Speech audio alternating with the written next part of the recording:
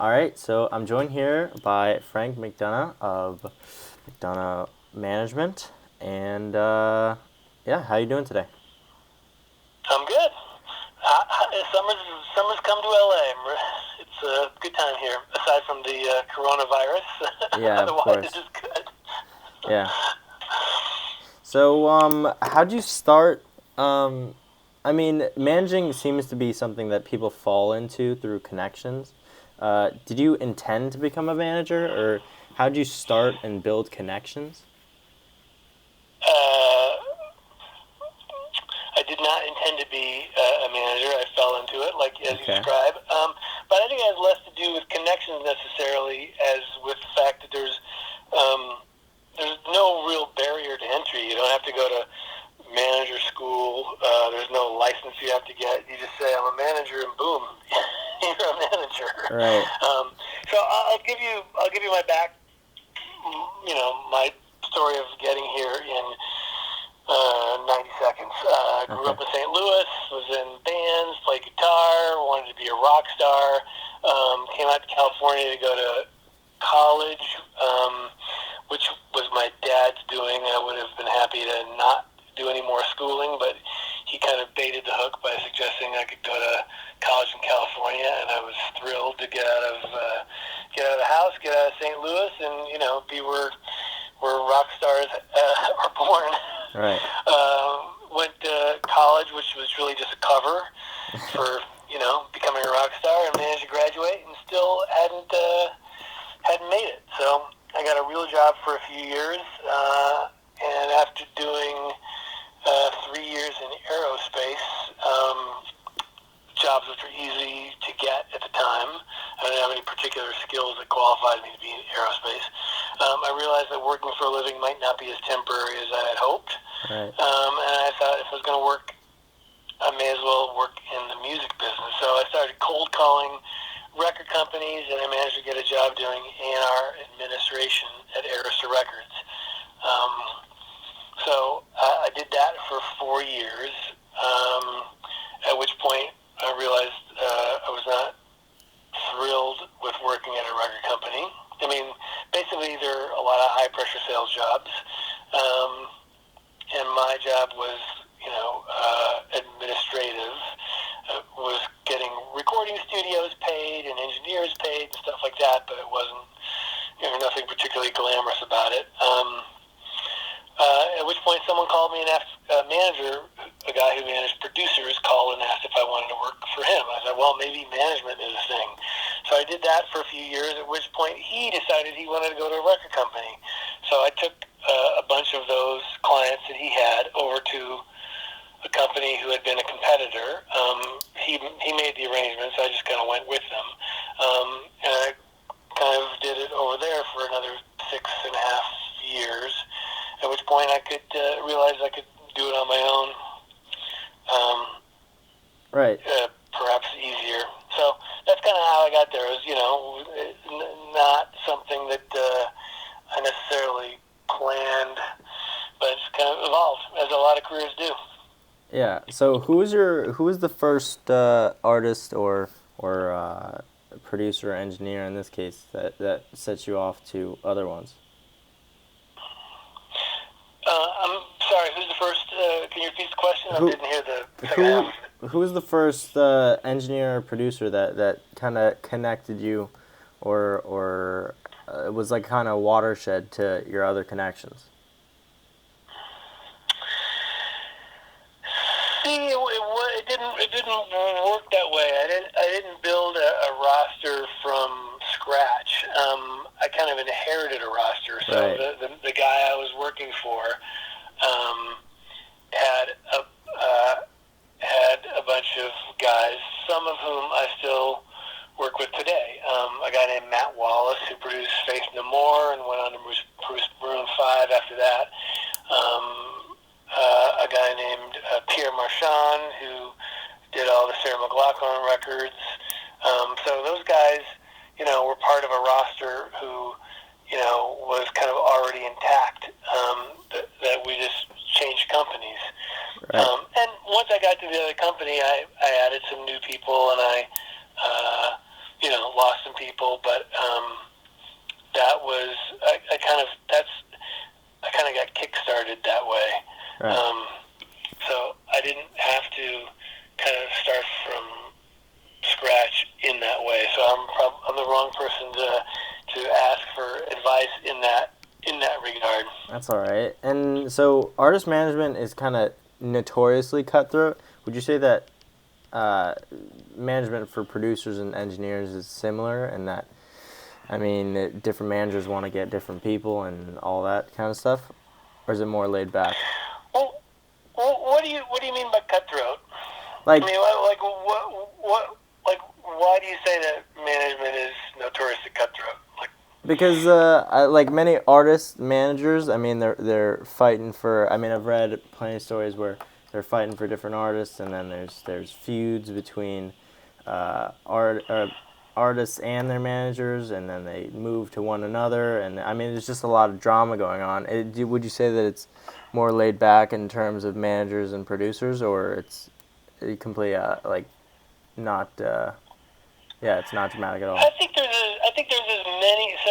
many different ways of being a manager as there are people, really.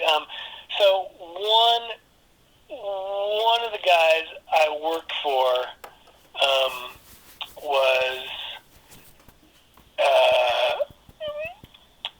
pretty aggressive in what he asked for, and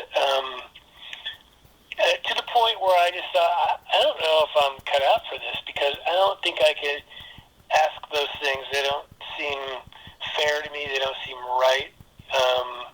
But it didn't seem to bother him at all. He would ask for the moon, and people would be, outraged, and he would defend his position. And sometimes he got more, and sometimes, he pissed people off. But none of it seemed to bother him.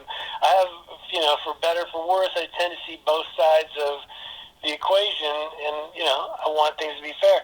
And some of the best, I would say, probably the single best piece of advice I got from one of the guys I worked for, a guy named Steve Moyer, was kind of in me describing my discomfort with a client who wanted me to really push the boundaries of a deal. He said, "Don't do it if it doesn't seem right to you. You have to kind of follow your own moral compass. You have to do what you feel is right. At the end of the day, that's better for the client. It's better for you." And once I kind of realized that,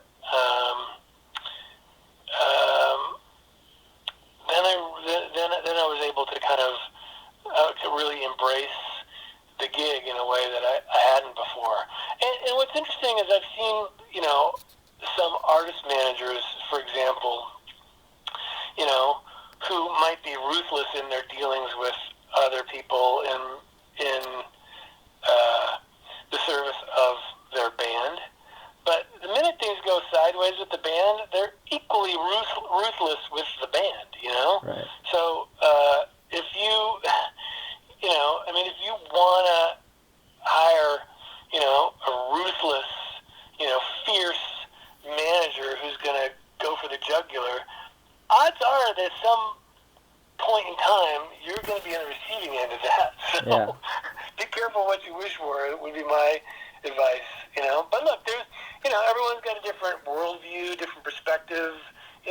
Some people are like, I want to get as much as I can. Look, everyone wants to be paid fairly. Everyone wants to be well paid.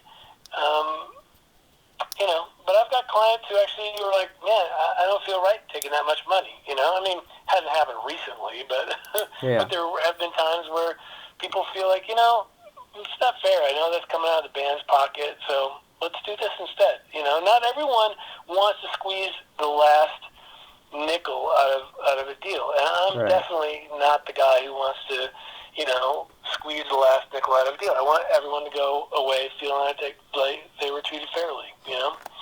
So, And on that point, yeah. on that point, is it different in every case, or are when producers or engineers work on an album, are they paid by percentage points on a record, or is it a one-time fee?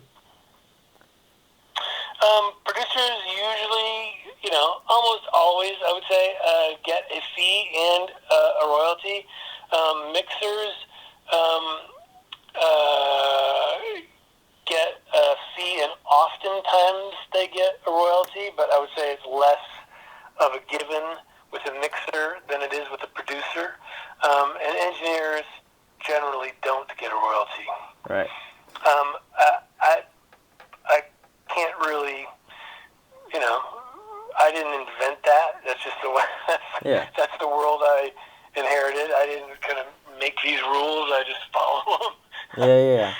And so the move to digital over the past few decades, it's in many ways hit artists in terms of compensation, in that artists made a lot more money with less record sales. Has it had the same effect on producers and engineers?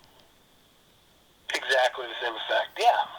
So, I think the music would, I don't have the dates off the tip of my tongue, but I think between 2000 and, 2010, the music business shrunk by like 60%. Right. So that was felt everywhere. That was felt, it was felt by big bands, by little bands, especially by little bands. It was felt by producers in exactly the same way. I mean, if a band does really well, producer did really well. Yeah. If band's having trouble recouping the recording costs, it's, hard for a producer to make money. So, we've been on that roller coaster ride along with everyone else. Yeah. And so with managers of artists, generally it works like promoters reach out for artists to play festivals or concerts, or someone wants them to play somewhere. They book shows. How does it work with managing producers and engineers? Up until, I would say, well, first of all, I don't represent anyone who's primarily an engineer. Right. I represent guys who produce and they also engineer their records. I represent guys who are mix engineers, but there are some people who kind of make their bread and butter primarily by engineering records, and I don't represent any of those guys. And the reason is because mostly record companies or artist managers will call me about producers. Mostly record companies or managers will call me about mixers, but mostly the decision of who engineers the record is left to other producers. Right. And those guys tend not to call guys like me, Yeah. If I'm trying to think of a good example here, but if Don Was wanted someone to engineer a record, he wouldn't go to a producer manager and look at his roster of engineers and go, who should I call? He would call a buddy, and the buddy would put him in touch with someone, and they'd have coffee, and he'd decide to work with that guy based on that, he generally wouldn't go through those channels. It's the same reason I don't represent drummers, is because no one would think to call a guy like me for a drummer. Right. That's not the way, that part of the business works. So, anyway, so I represent producers and mixers. And the calls they used to come almost exclusively from record companies. More and more, it's almost all artist manager driven now. So, Tool, I'm just thinking of Joe Barresi as one guy. The call to work with Tool came from the band. The call to work with Soundgarden came from the band, I'm pretty sure. The call to work with Slipknot came from a producer. The call to work with Volbeat came from the manager. Right. Very, very rarely anymore do I get the call from the record company. But that's the way it used to work, is primarily that. Right. And this is my last question. Has there ever been a circumstance where an artist has come to you wanting to work with one person and you thought that they might maybe work better with a different person? Well, I mean, look. First of all, I need to be Switzerland regarding dealing with my clients. Right. They kind of entrust me with kind of with information and decisions and things that can affect their livelihood. So I need to take that very seriously. Yeah. And no one ever calls me up and goes, "Hey, I got this band. I'm thinking about guy A and guy B, but I can't make up my mind. You decide." I mean, Right. that never happens. Yeah. I mean, people always kind of know what they want. You're kind of a middleman. The reason I hesitated, in answering that question was what I see as my most important role is making sure that someone has all the information, that they might need. So if someone called me and said, "Hey, we're interested in this guy, and we want to work really, really fast," and I know that this guy, based on his history, just doesn't work really, really fast, then I can let them know that this is the way this guy usually works, and you should talk to him about what you have in mind and figure out if it's a good match, you know? Yeah. There's a million different kind of scenarios like that, where I don't want someone calling me 2 weeks into a project going, "This is the worst decision we ever made. If we had known this, we would have gone a different direction." I mean, it doesn't, no producer likes to get fired. No manager likes to get that call.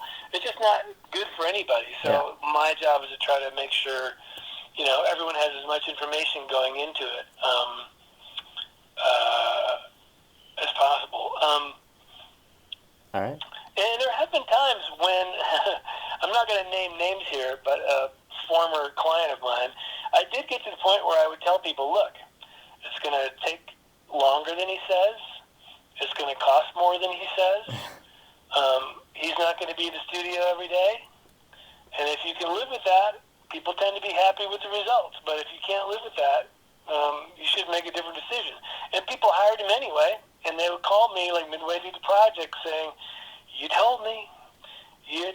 I didn't believe you, but you told me." Right. So that's my job, is to make sure people have the information, and they don't get, surprised down the road. All right. It's hard to anticipate every problem, but I've been doing this a long time. I can anticipate a lot of them. All right, great. Thank you so much for taking the time. Yeah, man. Great talking to you. All right, likewise. Have a good one and stay healthy. All right, you too. All right. All right, goodbye.